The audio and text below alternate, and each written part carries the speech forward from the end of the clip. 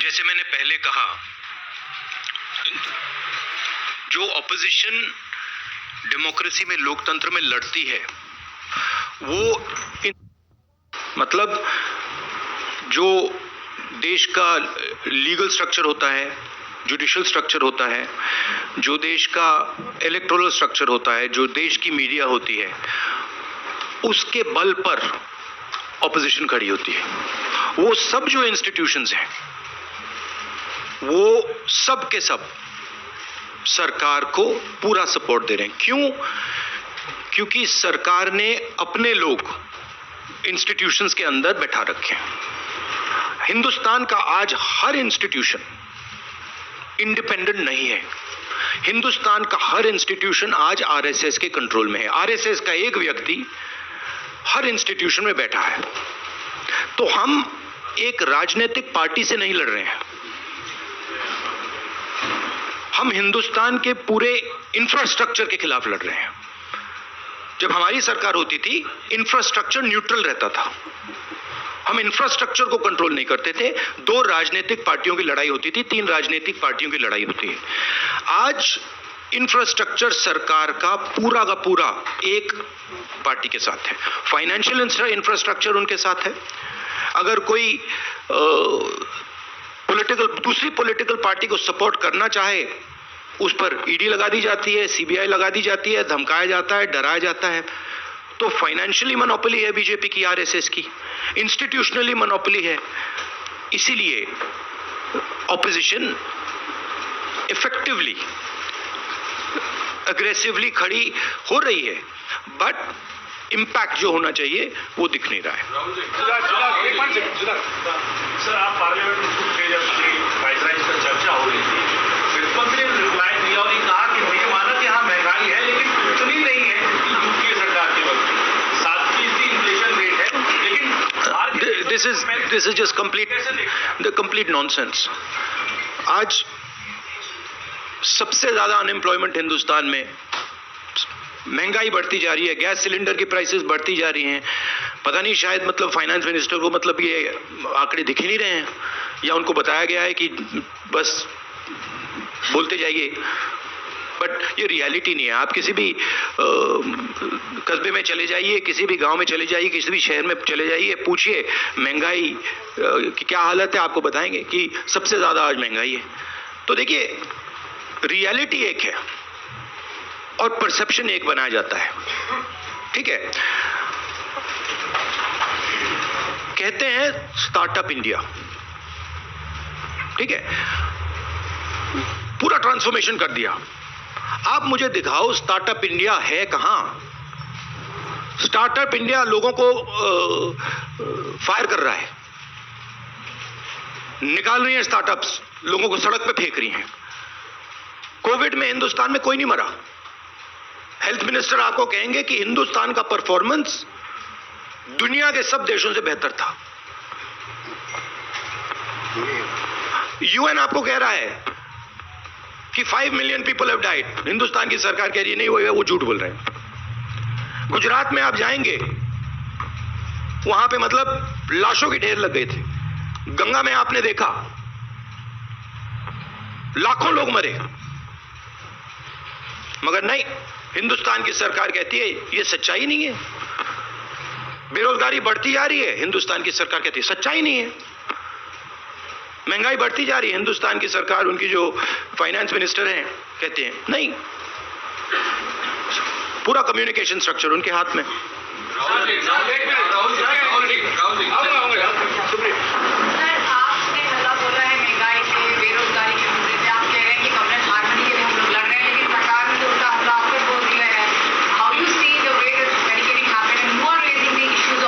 I understand one thing very clearly. The more I raise people's issues, the more I tell the truth in front of you, the more I will be attacked by the government. It's a simple thing. जितना मैं सच्चाई बोलूंगा, उतना मेरे ऊपर आक्रमण होगा। मेरी प्रॉब्लम यह है कि मैं सच्चाई बोलता हूं, मैं डरता नहीं हूं। तो मैं अपना काम करूंगा, लोकतंत्र के लिए खड़े होने का काम करूंगा, महंगाई का मुद्दा उठाने का काम करूंगा, बेरोजगारी का मुद्दा उठाने का काम करूंगा और मेरे ऊपर और आक्रमण होंगे।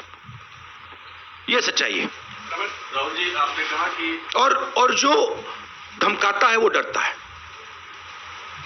ये बात आप समझ लीजिए, तो डरता है वो धमकाता है। सर, आपने कहा किससे डरते हैं? जो आज हिंदुस्तान की हालत है उससे डरते हैं। जो उन्होंने वायदे किए थे, जो उन्होंने पूरे नहीं किए, उससे डरते हैं। महंगाई से डरते हैं, बेरोजगारी से डरते हैं, जनता की जो शक्ति है उससे डरते हैं। क्यों डरते हैं? क्योंकि झूठ बोलते हैं। 24 घंटा ये लोग झूठ बोलते हैं। बेरोजगारी नहीं है, प्राइस राइज नहीं है, चाइना नहीं आया। आपने कहा कि राजनीतिक दल को डराने की कोशिश सरकार के द्वारा होती है। वो डराने की कोशिश तो आपको, मोदी जी को, कांग्रेस पार्टी को भी हो रही है। उस डर को किस तरीके से मुकाबला करेंगे? डर है ही नहीं, मुकाबला करने की क्या जरूरत है ही नहीं डर। किस चीज से डरना? डर नहीं।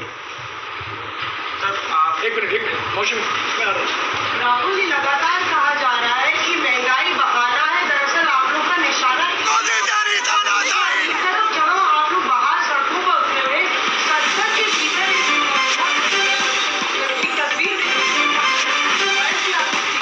सोनिया गांधी के साथ स्मृति ईरानी आपकी क्या टिप्पणी है? क्या देखिए, एक बात मैं आपसे कहना चाहता हूं, मैंने पहले भी कह दिया।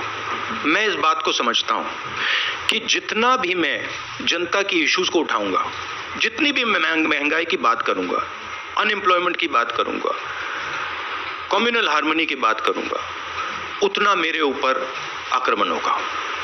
और मुझे अच्छा लगता है क्योंकि मैं आक्रमण से सीखता हूं। तो जितना भी ये मेरे ऊपर आक्रमण करेंगे, मुझे फायदा होता है। I get great joy when my political opponents attack me. They are not able to understand this. I get great happiness. अंदर से मुझे बहुत खुशी होती है। क्यों? क्योंकि मुझे अपने जो आइडियाज हैं, अपनी जो सोच है, अपनी जो विचारधारा है, वो और समझ आती है। मुझे बैटलफील्ड जो है वो और समझ आती है। लड़ाई क्यों हो रही है, मुझे वो समझ आता है और उससे मुझे बहुत बहुत खुशी होती है। आप एक काम कीजिए, अगर आपको मौका मिले, जो ईडी ऑफिसर्स ने मुझे इंटेरोगेट किया, उनसे आप जाके बात कीजिए। वो आपको बता देंगे क्या हुआ उस कमरे में। मेरा सवाल है कि आखिर क्या मजबूरियां कांग्रेस पार्टी के सामने है कि आपको हर चीज पर साबित करना पड़ रहा है, चाहे वो झंडे को लेकर हो, महंगाई को लेकर हो, या कोई भी अन्य मुद्दा हो। कांग्रेस पार्टी को जनता के सामने ऐसा क्या मजबूरियां? कांग्रेस पार्टी को नहीं, हिंदुस्तान में कोई भी व्यक्ति, किसी भी पार्टी का, non political, political, film star, कोई भी अगर सरकार के खिलाफ कुछ बोलता है, उस पे हिंदुस्तान के सारे इंस्टीट्यूशन का वजन पड़ जाता है। ये कांग्रेस पार्टी की बात नहीं है। मैंने जो यहां शुरुआत की, और देश को शायद ये समझ नहीं आ रही है और आएगी बात, लोकतंत्र आज हिंदुस्तान में नहीं है, खत्म हो गया है। Democracy is now a memory in India, it is nothing more, and there are consequences to this. You will see there are going to be devastating consequences to this, because the people of India are not just going to keep quiet. Rahul ji, Mausami ने जो सवाल पूछा था, पहला सवाल वही मैं दोहराना चाहता हूँ। आपके political opponents mainly multiple BJP leaders का नहीं, उसका जवाब नहीं आया था सर। किसका नहीं जवाब है? मल्टीपल बीजेपी लीडर्स का आरोप है कि महंगाई सिर्फ बहाना है, क्योंकि आपसे और मिसेस गांधी से ईडी क्वेश्चनिंग कर ली, इसलिए आप लोग इतना बड़ा हुआ। नहीं, question all you want, question all you want, right? There is absolutely nothing there, everybody knows it, so question all you want. My job is to resist the idea of the RSS. That's my job, and I'm going to do it. The more I do it, the more I will be attacked, the harder I will be attacked. I am happy, attack me. Ranjit साहब, राहुल जी, आपने कहा आप हर तरह के attack के लिए तैयार हैं। अभी हम जब रिपोर्टिंग कर रहे थे तो आपके कार्यकर्ता आपसे एक बात कर रहे हैं कि आप एक बार फिर राष्ट्रीय अध्यक्ष की कुर्सी बना पा रहे हैं। देखिए, ये प्रेस कॉन्फ्रेंस आप डिस्ट्रैक्ट करने की कोशिश मत कीजिए, ठीक है? सीधी सी बात है। ये प्रेस कॉन्फ्रेंस महंगाई, बेरोजगारी और देश में जो आज हालत है उसके बारे में है। तो अब उसके बारे में बात करते हैं, क्योंकि वो हिंदुस्तान की जनता के लिए सबसे जरूरी मुद्दा है। सर, सोनिया गांधी ने कहा कि मैं इंदिरा गांधी की बहू हूं, किसी से नहीं डरती। आपने कहा कि मैं नरेंद्र मोदी से नहीं डरता। तो क्या नरेंद्र मोदी आप लोगों को डरा रहे हैं? कोई तरीका आपसे? मैंने आपको बोला डर नहीं है। क्या डरा रहे हैं? वो डराने की कोशिश करें, करते जाएंगे, कोई फर्क नहीं पड़ता। एक व्यक्ति सवाल पूछेंगे प्लीज। नहीं, देखिए, ये एक बात समझिए, ये गांधी परिवार पे अटैक क्यों करते हैं? ये गांधी परिवार पे इसलिए अटैक करते हैं क्योंकि हम एक विचारधारा के लिए लड़ते हैं और हमारे जैसे देश में करोड़ों लोग हैं। हम लोकतंत्र के लिए लड़ते हैं, हम कम्युनल हार्मनी के लिए लड़ते हैं और सालों से लड़ रहे हैं। ये सिर्फ मैंने नहीं किया, सालों से हो रहा है। जान दी है मेरे परिवार ने। ये हमारी जिम्मेदारी है, रिस्पॉन्सिबिलिटी है, जो भी आप कहना चाहो, क्योंकि हम इन विचारधाराओं के लिए लड़ते हैं। जब हिंदुस्तान को बांटा जाता है, हिंदू मुसलमान को लड़ाया जाता है, हमें दर्द होता है। जब किसी को दलित कह के मारा जाता है, पीटा जाता है, हमें दर्द होता है। जब किसी महिला को पीटा जाता है, हमें दर्द होता है। इसीलिए हम लड़ते हैं। ये एक परिवार नहीं है, ये एक विचारधारा है। मैं गुजारिश करूंगा, एक एक करके सवाल पूछिए, सबको मौका दिया जाएगा। राहुल जी यहाँ बैठे हुए हैं, सबके सवाल देंगे और इनके सामने कोई टेलीप्रॉम्प्टर भी नहीं है। हाँ, Sania.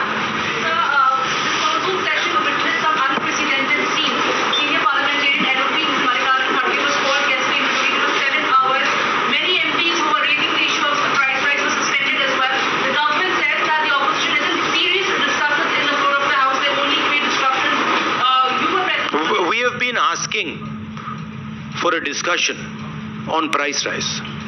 No discussion was allowed. Practically no discussion is allowed in parliament. The Chinese troops came into India, they occupy India, no discussion is allowed. Unemployment we want to raise, no discussion is allowed. Price rise, no discussion. Agnipath, no discussion. No discussion is allowed.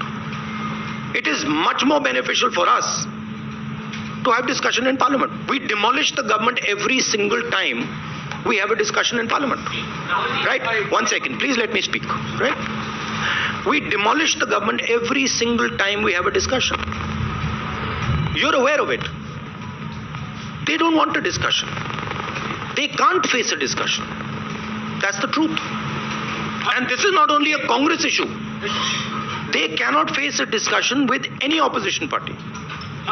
Rahul ji, आप कह रहे हैं कि बेरोजगारी, महंगाई के मुद्दे पर हम लड़ रहे हैं। बीजेपी ये कहती है कि लोकतंत्र में चुनाव सबसे अच्छा तरीका होता है जब जनता तय करती है वो किसकी। हाँ, हिटलर भी चुनाव जीत के आया था। चुनाव हम जीत रहे हैं, बीजेपी। हाँ, हिटलर भी चुनाव जीत जाता था। हिटलर चुनाव कैसे जीतता था? हिटलर चुनाव ऐसे जीतता था कि जर्मनी के पूरे इंस्टीट्यूशंस उसके हाथ में थे। उसके पास एसए थी, पैरामिलिट्री फोर्स थी, उसके पास पूरा का पूरा ढांचा था। मुझे पूरा का पूरा ढांचा दे दो, फिर मैं दिखाऊंगा आपको कैसे इलेक्शन जीता जाता है।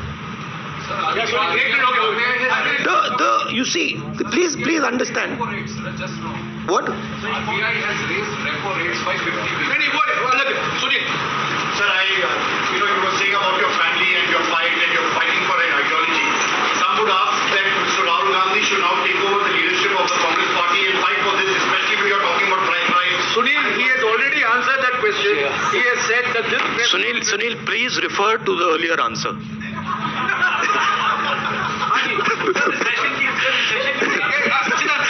I will. Please refer to that one. It is there. You can look at the video. You can look at the video nicely, and it's all there. Rahul, जब लोकसभा में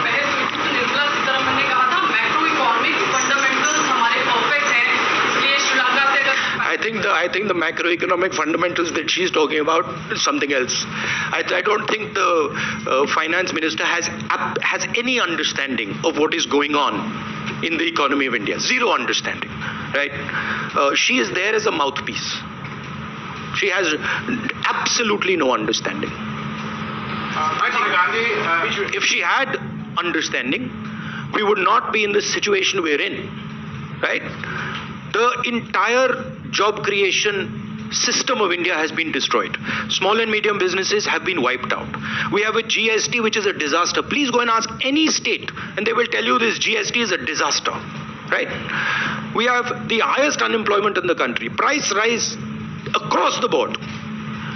And the finance minister is saying there is no problem. Fine. एक minute यार, एक तरीका है सवाल पूछने BJP alleges that Congress is using the tactics of shoot and scoop.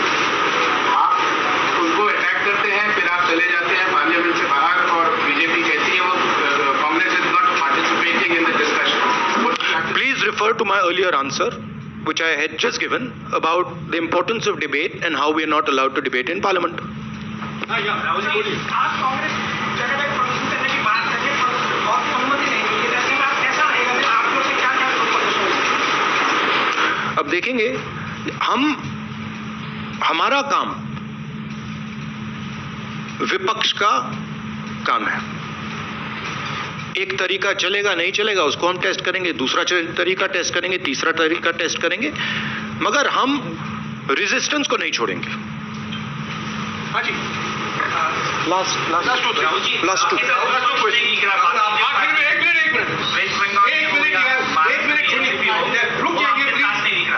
रुक जाइए प्लीज।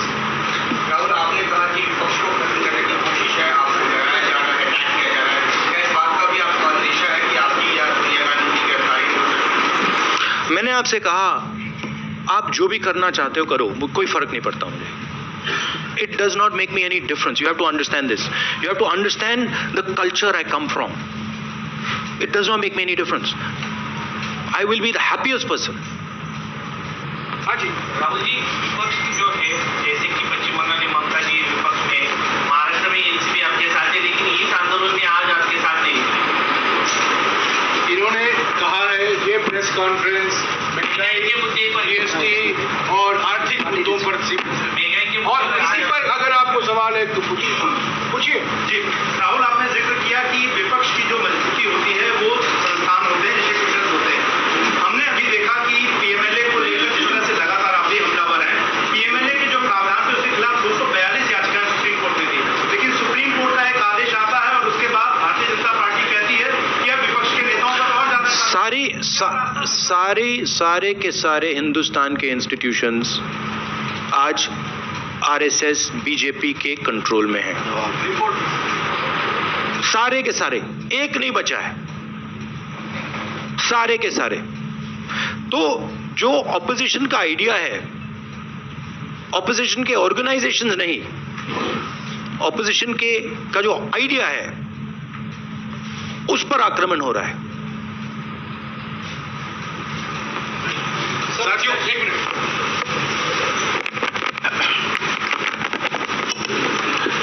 साथियों, जैसा कि आप जानते हैं, अभी 24 नंबर अकबर रोड से प्रधानमंत्री निवास तक एक मोर्चा निकाला जाएगा। 11 साढ़े 11 बजे को पार्लियामेंट से राइजीना हिल तक एक प्रदर्शन होगा। ये आज का कार्यक्रम है। आज राहुल जी हमारे बीच में हैं, उन्होंने सभी सवालों का जवाब दिया है। एक तरफ एक व्यक्ति हैं जो बैठकर आपके सवालों का जवाब देते हैं, दूसरे तरफ एक व्यक्ति हैं जो 8 साल से एक भी प्रेस कॉन्फ्रेंस, एक भी प्रेस भेंट नहीं किया।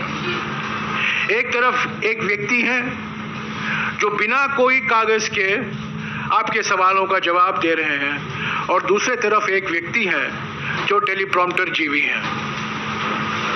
तो ये आपको साफ दिखाई दे रहा है। और जब मैं सिर्फ ये कहना चाहता हूं, जो राहुल जी ने अभी कहा, मैं उसको दोहराना चाहता हूं। सबसे मुख्य बात जो राहुल जी ने कही मेरे विचार में, उन्होंने ये कहा, जो धमकी देते हैं वो डरते हैं, जो राजनीतिक प्रतिशोध में विश्वास रखते हैं वो डरे हुए हैं, और जो लोगों को डराते हैं और जो चर्चा से भागते हैं, जनता के मुद्दों से भागते हैं, वो डरे हुए हैं। ये उनका मुख्य संदेशा। शुक्रिया। एक बात मुझे कहनी है कि आपने जो कहा कि राहुल गांधी भी पार्लियामेंट में आए, गांधी फैमिली जो है 32 साल से ना प्रधानमंत्री ना मुख्यमंत्री ना कोई पद पे रही है, तो मोदी जी क्यों डरते हैं? इसका जवाब दें।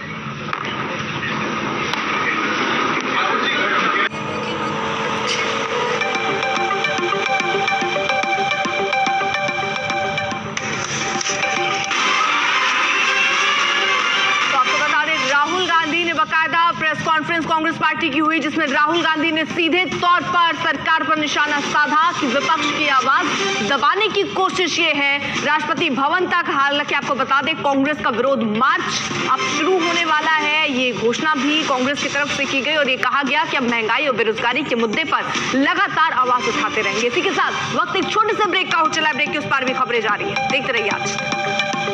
क्या आप अपना मीडिया प्लान बनाना चाहते हैं स्मार्ट? तो चुनिए नए चैनल आज तक लाइव टीवी को अपने कनेक्टेड डिवाइसेस पर। पहुंचिए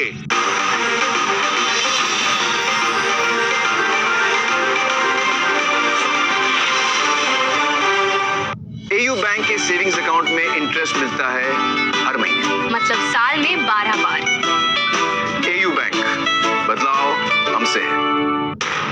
इस समय पूरी दुनिया में लोग कंफ्यूज्ड हैं। वो समझ नहीं पा रहे हैं क्या सही है क्या गलत है, क्या सच है क्या झूठ है, और ये स्पष्टता हम आपको अपने इस नए शो में देंगे। सब कुछ ब्लैक एंड व्हाइट में बताएंगे। इस शो में मेरे बालों के अलावा कुछ ग्रे नहीं होगा।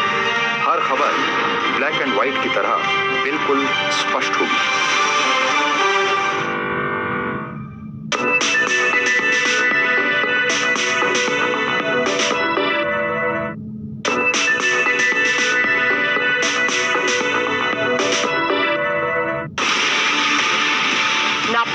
ना विपक्ष, ना लेफ्ट ना राइट, ना मिर्च ना मसाला, खबरों का बोलबाला, निडर निर्भीक सबसे सटीक स्पेशल रिपोर्ट सिर्फ आज तक पर। खबर का तराजू, मुहर लगी बाट, पक्की खबर यकीन के साथ, 100% बात नेहा के साथ, सिर्फ आज तक डिजिटल पर।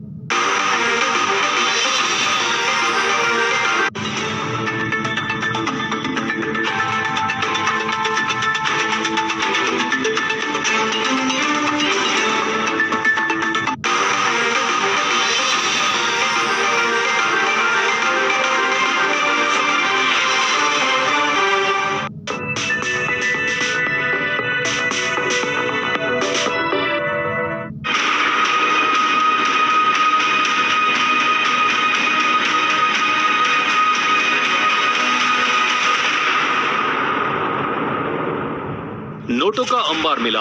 दोनों फ्लैट में इतने नोट मिले कि ईडी अधिकारियों को हिसाब लगाने में पसीने छूट गए।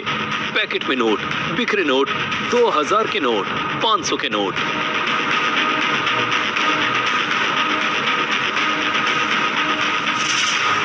घर हटाए गए बंगाल के मंत्री पार्थ चटर्जी की करीबी अर्पिता मुखर्जी के हैं। उनके घर के कमरे से नोट मिले, लेकिन अर्पिता 50 करोड़ से ज्यादा मिले कैश से पल्ला झाड़ रही है। पार्थ भी पैसे से कन्नी काट चुके हैं। पार्थ ने भी कुछ पहले मेडिकल टेस्ट के लिए जाते वक्त ही कहा था कि पैसे से उनका कोई लेना देना नहीं है, उन्हें फंसाया गया है। ईडी ने अर्पिता के घर से 50 करोड़ बरामद तो किए, लेकिन अभी ये खुलासा नहीं हुआ है कि इतने रुपए आए कैसे, ये किससे मिले और इसे कहां खपाना था। ईडी को शक है कि पैसे बंगाल टीचर भर्ती घोटाले से बनाए गए और इसका लिंक पार्थ चटर्जी से है। आज तक को मिले एक दस्तावेज से पता चला कि दोनों ने मिलकर 2012 में एक फार्म हाउस खरीदा। इस फार्म हाउस का नाम रखा अपा, यानी अर्पिता और पार्थ। दोनों की करीबी का ये अनोखा उदाहरण था। आज तक की टीम भी पार्थ और अर्पिता के इस अनोखे नाम वाले फार्म हाउस पर पहुंची। हमारे पास जो कागजात आया है वो दिखाता है कैसे 2012 में पार्थ चैटर्जी और अर्पिता मुखर्जी दोनों ने मिलकर इस प्रॉपर्टी को खरीदा था। ये एक फार्म हाउस है जो कोलकाता से कई किलोमीटर दूर शांति निकेतन बोलपुर में प्रांतिक में स्थित है और यहाँ पर फिलहाल कोई नहीं है, लेकिन बताया जा रहा है कि यहाँ पर मंत्री और उनके करीबी अर्पिता मुखर्जी कई बार आते थे। हालांकि ये फिलहाल ईडी की निगरानी में है। ये फार्म हाउस कोलकाता से करीब 165 किलोमीटर दूर बीरभूम के शांति निकेतन में है। करीब 7,200 स्क्वायर फीट में फैला हुआ ये एक मंजिला फार्म हाउस है। 2012 में मार्केट वैल्यू के हिसाब से इसे काफी सस्ते में मात्र 20 लाख रुपए में खरीदा गया था।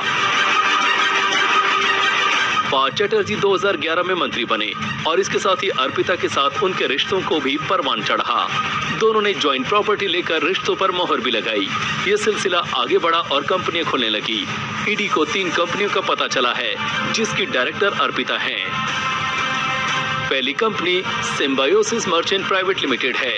21 मार्च 2011 को कंपनी की डायरेक्टर बनाई गई अर्पिता। दूसरी company Senti engineering private limited, वही कंपनी जिसकी डायरेक्टर अर्पिता 9 नवंबर 2011 को बनी। तीसरी कंपनी अर्पिता इच्छा एंटरटेनमेंट प्राइवेट लिमिटेड 2014 में कंपनी बनी और 19 अक्टूबर 2014 डायरेक्टर बन गई। पार्थ और अर्पिता के संबंध के लिंक भी मिले हैं, लेकिन रुपयों के जखीरे से दोनों दूरी बना रहे हैं। अब ईडी की जांच ही बताएगी कि रुपए के तार कहां तक जाते हैं। कोलकाता से ऋतिक मंडल के साथ आज तक ब्यूरो।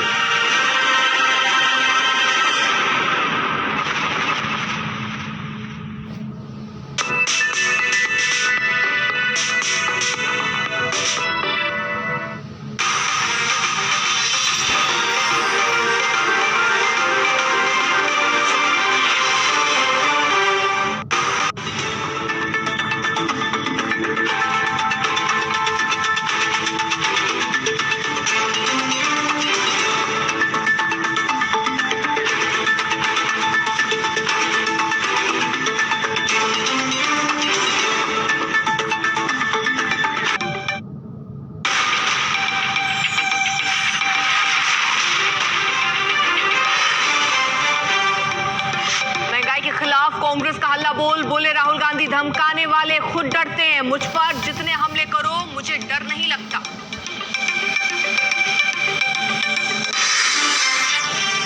मार्च के खिलाफ दिल्ली पुलिस की सख्त मोर्चाबंदी। थोड़ी देर बाद पीएम आवास तक चलेगा मोर्चा, फिर राष्ट्रपति भवन तक भी प्रदर्शन।